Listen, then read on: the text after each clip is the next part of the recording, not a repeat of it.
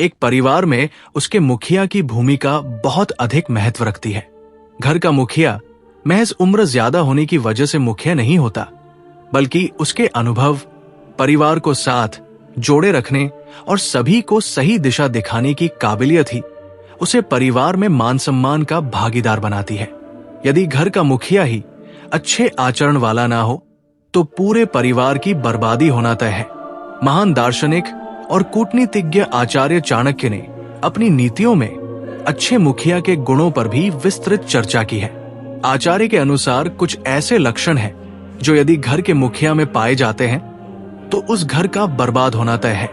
ऐसे परिवार में ना कभी कोई खुश रह पाता है, साथ ही ऐसा घर आर्थिक संकटों से भी घिरा रहता है। तो आइए जानते हैं ऐसे क्या लक्षण हैं जो आचार्य के मुताबिक घर के मुखिया में नहीं होने चाहिए। घर के बड़े अक्सर ये गलती कर बैठते हैं कि वो ढेर सारे नियम कानून तो जरूर बना देते हैं, लेकिन वो नियम कानून सिर्फ घर के छोटों तक ही सीमित रह जाते हैं। वो कभी खुद ऐसे नियमों का पालन नहीं करते, जबकि बच्चे अक्सर बड़ों को देखकर ही सीखते हैं। यदि आप गलत व्यवहार कर रहे हैं तो उसका असर घर के छोटों पर भी पड़ता है।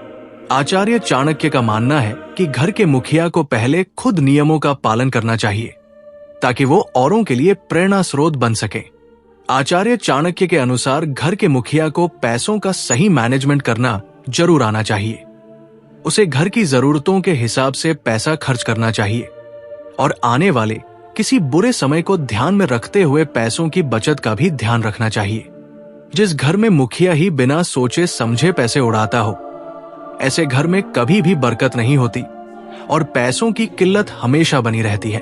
आचार्य चाणक्य के अनुसार घर के मुखिया को परिवार के सदस्यों में भेदभाव बिल्कुल भी नहीं करना चाहिए। एक मुखिया के तौर पर आपकी जिम्मेदारी बनती है कि सभी को सुने और सभी के हित में निष्पक्ष फैसला ले। वहीं किसी वजह से अगर परिवार के 2 सदस्यों में मतभेद भी हो जाता है तो मुखिया का फर्ज बनता है कि वो दोनों को सुने और सही फैसला ले। किसी एक का पक्ष लेना घर के सदस्यों में मनभेद पैदा कर सकता है, जो अंत में परिवार की बर्बादी का कारण बनता है। अन्न की बर्बादी करना शास्त्रों में महापाप माना गया है। अन्न को देवी अन्नपूर्णा का दिया हुआ आशीर्वाद समझकर ग्रहण करना चाहिए। उसे यूं ही बर्बाद करना घर की तरक्की को रोक देता है।